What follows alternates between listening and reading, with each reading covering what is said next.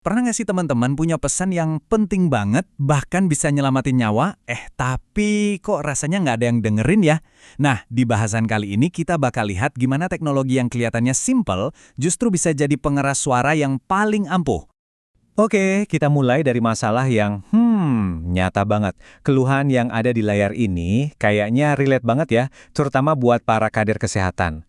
Mereka udah kerja keras, nyiapin posyandu, sebar undangan di grup WhatsApp, tapi ya gitu, yang datang cuma segelintir. Ini bukan lagi soal bete atau frustrasi loh, ini soal kesehatan masyarakat yang jadi taruhannya.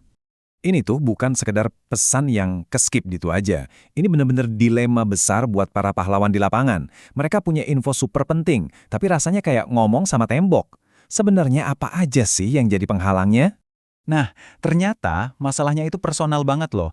Ada yang nggak pede, malu kalau mukanya harus muncul di video.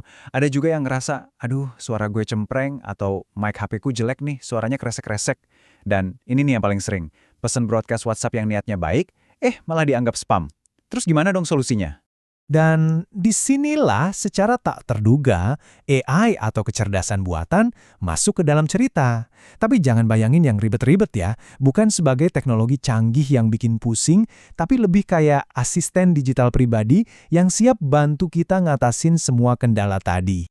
Solusi pertama, namanya AI voiceover. Gampang banget konsepnya. Kita tinggal ketik aja teksnya, nanti AI yang bakal bacain pakai suara yang jernih dan profesional. Ini benar-benar jawaban langsung buat masalah suara kresek-kresek atau rasa minder tadi. Tiba-tiba, siapa aja bisa jadi produser konten audio yang berkualitas. Keren kan? Dan yang paling asik, alat-alatnya itu gampang banget diakses. Coba deh kita lihat di tabel ini. Ada CapCut yang gratis dan mungkin udah nangkring di HP kita semua. Ini cocok banget buat kebutuhan sehari-hari, suaranya ada macam-macam, dari Mbak Google yang khas itu sampai suara narator cowok. Nah, kalau mau yang lebih pro, ada Eleven Labs. Ini suaranya realistis banget, bahkan bisa cloning suara kita sendiri. Canggih! Alat kedua, ini dia, AI Avatar. Ini jawaban buat yang malu masuk video. Gini cara kerjanya. Kita tinggal ketik naskahnya, dan si presenter virtual ini yang bakal ngomong di depan kamera. Jadi nggak perlu lagi pusing mikirin lighting, background, atau pas lagi nggak mau tampil. Avatar ini selalu siap tampil prima, kapan aja. Tapi tunggu dulu. Ada satu hal yang penting banget buat diingat. Teknologi itu cuma alat ya, bukan pengganti manusianya. Persis seperti kutipan ini, keaslian itu nomor satu. Wajah kader atau bidan yang udah dikenal warga itu jauh lebih bisa dipercaya daripada wajah robot secanggih apapun. Jadi sarannya, pakai avatar ini sesekali aja sebagai variasi, bukan buat gantiin sentuhan manusia yang tulus. Oke, jadi suara udah jernih, wajah digital juga udah ada. Tapi, kita sampai di bagian paling krusialnya nih. Gimana caranya mengubah pesan massal di WhatsApp yang tadinya dicap spam dari robot, jadi sapaan hangat yang rasanya kayak dari tetangga sebelah. Yuk, kita bedah caranya. Slide ini nunjukin bedanya. Jauh banget. Coba lihat yang kiri. Pesan yang kaku, panjang, birokratis, sehubungan dengan surat edaran nomor. Aduh, jujur aja deh, kita pasti sering banget kan nge-skip pesan kayak gini. Sekarang bandingin sama yang kanan. Assalamualaikum, semoga sehat ya. Diawali salam, singkat, hangat, ada emojinya. Pesan mana yang bakal kita baca? Jelas yang kanan lah, karena rasanya tuh kayak dapat pesan dari teman, bukan dari mesin. Nah, ternyata ada rumusnya loh. Sebut aja ini formula anti-blokir yang humanis. Simple banget, cuma 5 langkah. Pertama, sapaan personal. Kedua, kasih empati atau doa baik. Ketiga, baru deh sampaikan pesan intinya, singkat aja. Keempat, ajak mereka untuk melakukan sesuatu, call to action-nya.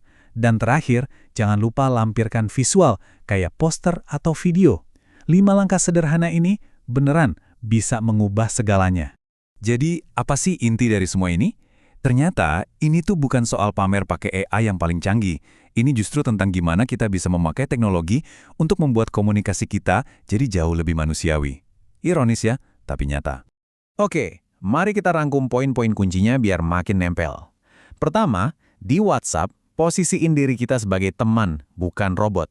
Kedua, AI voiceover itu ngebuka pintu buat siapa aja biar bisa bikin konten. Nggak peduli suaranya gimana. Dan hasilnya, kombinasi suara yang jernih plus pesan WhatsApp yang ramah ternyata sukses bikin lebih banyak warga yang datang. Jadi ingat ya, teknologi itu jembatannya, tujuannya tetap koneksi antar manusia. Dan ini membawa kita ke sebuah pertanyaan yang menurut saya penting banget. Kita kan sering takut ya kalau teknologi itu bikin kita jadi makin individualis, makin jauh satu sama lain. Tapi, kisah para kader kesehatan ini justru nunjukin hal sebaliknya.